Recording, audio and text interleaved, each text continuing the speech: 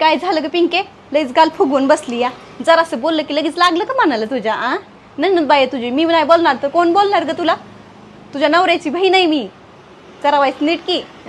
जरासं बोललं नाही की आजकालच्या पुरींना बाई लगेच नाक फुगवून बसते. काही बोलायचं राहिलंच नाही. हे बघ मम्मी, तू तर अजिबात काय मध्ये बोलू नको. जेव्हा बोलायचं तेव्हा तू बोलत नाही आणि नुसती मध्ये मध्ये बोलत असती.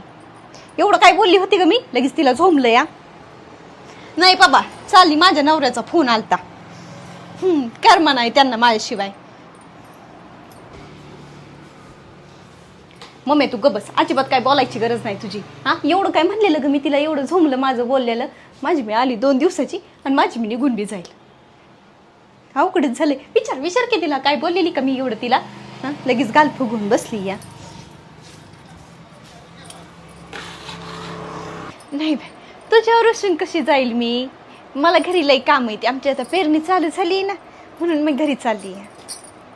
नको रे मेले आईस्क्रीम मला. पोराला बी नको, माझी सर्दी होती त्याला.